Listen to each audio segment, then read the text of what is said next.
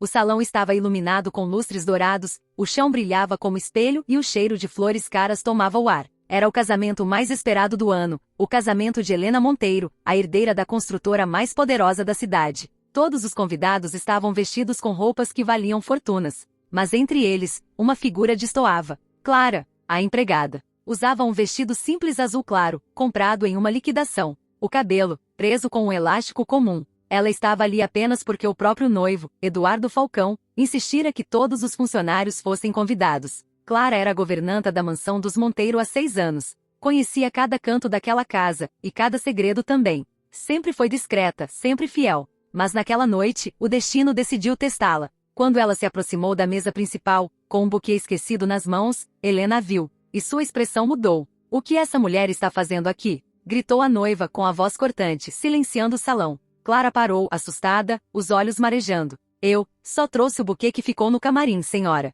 "Senhora", ironizou Helena, rindo alto. "Você se ouve. Isso aqui é um casamento, não um depósito. Olhem para ela." A Helena apontava rindo. "E vestida assim, parece uma vergonha ambulante." Alguns convidados riram, outros desviaram o olhar. "Helena, chega." Tentou intervir Eduardo, mas ela o ignorou. "Vergonha. É isso que você é, Clara. Você devia estar servindo drinks, não andando entre os convidados como se fosse uma de nós." Clara respirou fundo. O rosto ardia de vergonha. As mãos tremiam. Mas ela manteve a postura. "Eu só quis ajudar." Sussurrou. "Ajudar?" Helena riu com desdém. "Ajudar a envergonhar o meu casamento, é isso? Saia daqui antes que eu mande tirarem você à força." O silêncio caiu pesado. Clara sentiu o peito se fechar. Por um instante, quis chorar, correr, desaparecer. Mas não. Ela ergueu o queixo, olhou nos olhos da noiva e disse, com a voz trêmula, mas firme: "Tudo bem, eu vou. Mas um dia, você vai se lembrar dessas palavras." E saiu, sob os olhares frios da elite.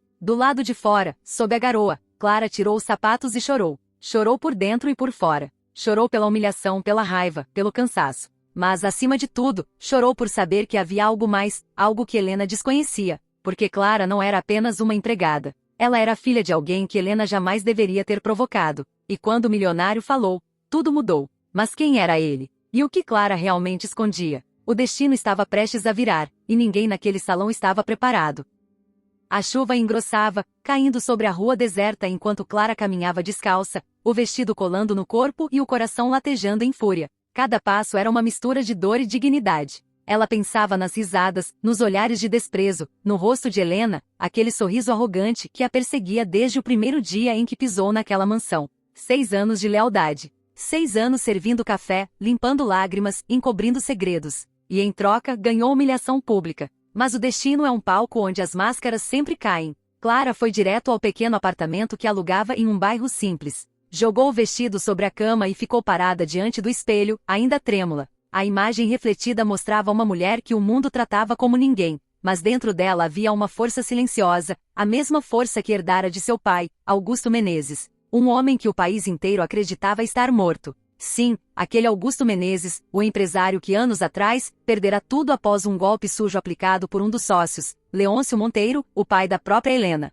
Clara era filha do homem que Leôncio arruinou. E ironicamente, ela passou 6 anos servindo a família responsável pela ruína da sua. Mas o que ninguém sabia era que Augusto nunca morreu. Ele apenas desapareceu, ferido e desiludido. Vivia em silêncio, estudando cada passo dos Monteiro, esperando o momento certo para se vingar. E Clara era parte desse plano, mesmo que até então ela não tivesse coragem de segui-lo. Até aquela noite. Até ser chamada de vergonha. O celular vibrou. Era uma mensagem curta. A hora chegou. S.A.M. Clara respirou fundo. Secou as lágrimas. O passado chamava, e ela não iria mais se esconder. Na manhã seguinte, o casamento de Helena e Eduardo estampava as manchetes das revistas de celebridades. Fotos, elogios, flashes, tudo perfeito. Mas havia uma imagem que viralizava em silêncio nas redes. A cena em que a noiva gritava com uma empregada. Alguém filmara. E os comentários não perdoavam. Como alguém trata outro ser humano assim? Que noiva arrogante. A moça ficou quieta, mas aquele olhar, parecia que sabia de algo. Helena acordou irritada, jogando o celular na cama. E isso é culpa dela. Aquela empregada destruiu meu dia.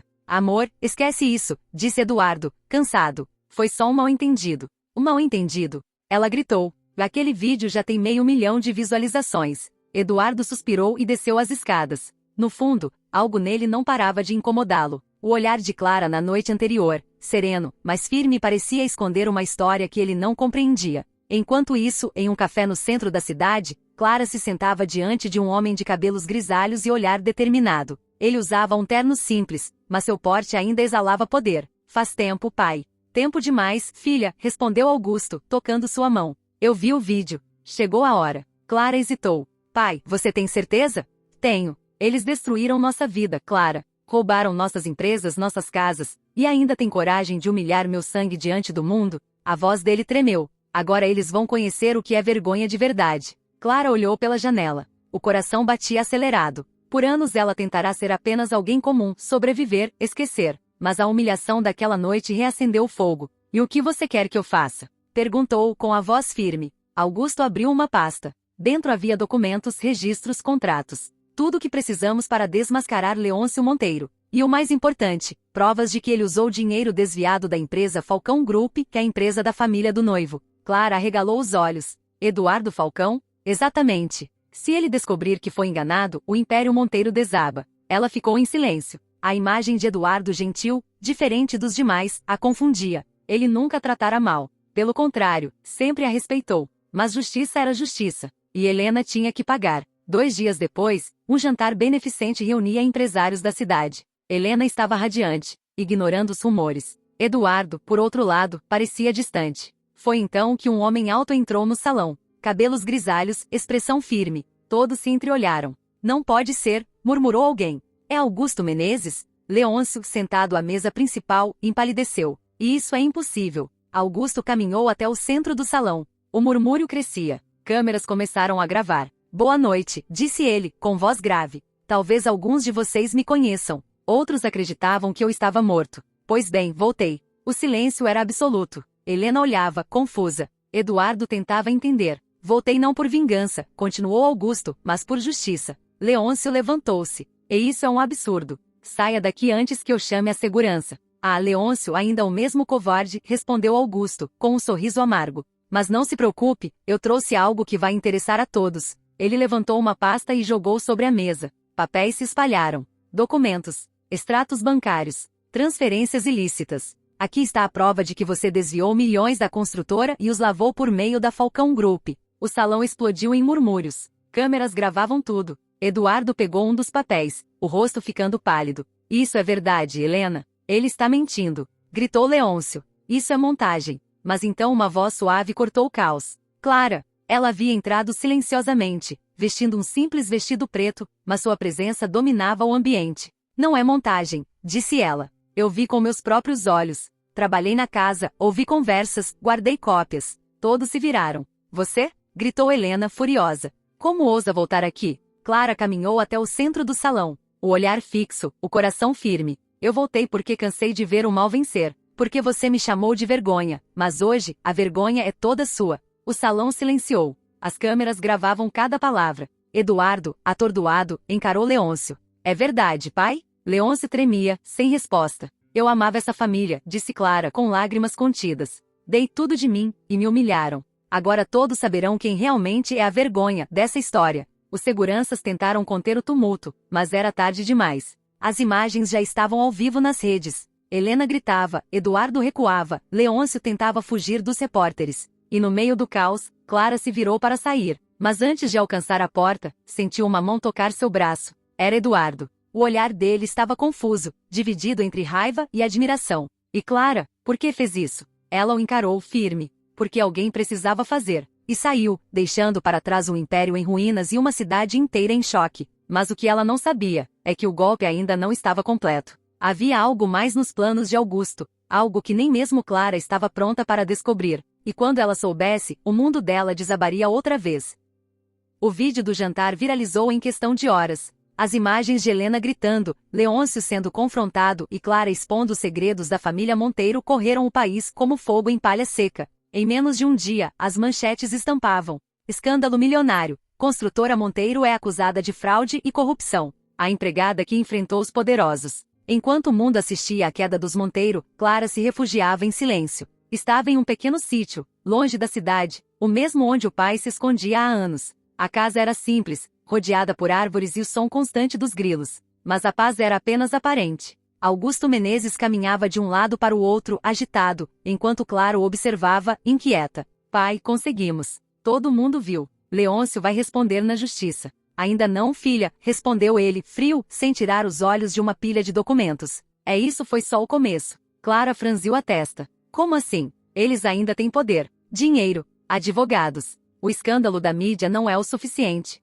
Precisamos acabar com eles completamente. Mas, pai, ela hesitou. Eu não quero mais isso. Eu só queria que a verdade aparecesse. Augusto a encarou com um olhar duro. Você acha que eles vão parar? Eles destruíram famílias inteiras, Clara, inclusive a nossa. Ainda há muito que pagar. Ela desviou o olhar, sentindo o peso daquela vingança corroer o ar. Desde criança, Clara ouvirá o pai falar sobre justiça, mas agora percebia algo mais sombrio. Aquilo não era mais sobre justiça. Era sobre ódio. Pai, eu não quero me tornar como eles. Às vezes, filha, é preciso se tornar um monstro para derrotar o monstro. Essas palavras ficaram ecoando na mente de Clara. Enquanto isso, na cidade, o Império Monteiro desabava. Leôncio fora indiciado por fraude e desvio de verba. Os contratos foram suspensos, os sócios fugiram, e a construtora começou a ruir como um castelo de areia. Mas havia uma pessoa que ainda não aceitava a derrota, Helena. Deitada em uma cama de hospital, com olheiras profundas e o olhar vazio, ela revia os vídeos e notícias repetidamente. O escândalo havia destruído o casamento antes mesmo da lua de mel. Eduardo se afastara, os amigos sumiram. A mulher perfeita que humilhava os outros agora era motivo de chacota. Mas dentro dela, algo ainda queimava, ódio por Clara. Eu juro, murmurava, apertando os lençóis. Eu juro que ela vai pagar. No sítio, Clara tentava retomar a rotina. Cuidava do jardim, lia livros, evitava as notícias. Mas seu coração estava dividido. Numa tarde chuvosa, ela recebeu uma visita inesperada. Eduardo. Ele apareceu na varanda, encharcado, segurando um envelope. O olhar cansado, mas sincero. Eu precisei te ver, disse ele. Precisava entender tudo. Clara hesitou, mas o deixou entrar. O silêncio entre eles era denso. O som da chuva batendo nas janelas preenchia o ar. Eu li os documentos, começou ele. E tudo que seu pai disse, é verdade. Clara assentiu. Eles roubaram tudo dele. Roubaram de nós. Eu sinto muito, disse Eduardo, com a voz baixa. Mas você precisa saber de algo. Ele abriu o envelope. Dentro havia novas cópias de contratos, assinados anos atrás. Há algo errado aqui, Clara. Esses papéis mostram que seu pai também recebeu parte do dinheiro desviado, antes de desaparecer. Ela o encarou, atônita. E isso é mentira. Meu pai foi vítima, não cúmplice. Eduardo balançou a cabeça. Eu também achava isso. Mas os registros bancários mostram que ele recebeu uma transferência de mais de 2 milhões de dólares dias antes do golpe. O chão pareceu desaparecer sob os pés de Clara. Não, isso não pode ser. Eduardo continuou. Leôncio pode ser um criminoso, mas parece que seu pai também jogou sujo. Ele desapareceu porque precisava se livrar das provas. As palavras dele rasgavam o ar. Clara recuou, trêmula. Você está enganado. Ele faria qualquer coisa, menos isso. Mas Eduardo a olhou com um misto de pena e pesar. Às vezes, o ódio nos cega, Clara. Quando Eduardo foi embora, Clara correu até o pai. Pai, preciso que você me diga a verdade. Você recebeu dinheiro de Leôncio? Augusto congelou. O silêncio que se seguiu foi mais cruel do que qualquer resposta. Pai, ela gritou. Fala comigo. Ele suspirou, pesado. Eu fiz o que era necessário para sobreviver. Clara o encarou, chocada. Sobreviver? Você mentiu para mim por anos. Fez eu acreditar que eles destruíram tudo, mas você também roubou. Eu só peguei o que era meu por direito. Gritou Augusto, perdendo o controle. Leôncio me traiu, me expulsou, me fez passar fome. Eu peguei de volta o que ele me tirou. Mas você mentiu, pai. As lágrimas escorriam. Me fez virar parte dessa vingança podre. Augusto respirou fundo, tentando se acalmar. Filha, eu fiz isso por você. Para garantir que tivesse uma vida digna. Não, pai. A voz dela tremia. Você fez isso por orgulho. Ela se afastou, o coração despedaçado. O homem que ela idealizara como herói era apenas outro jogador do mesmo jogo sujo. E naquele instante, Clara percebeu, não existiam inocentes naquela guerra. Dias depois, uma nova bomba explodiu na mídia. Um repórter anônimo enviou provas de que Augusto Menezes também participará dos desvios. O herói do povo agora era pintado como vilão.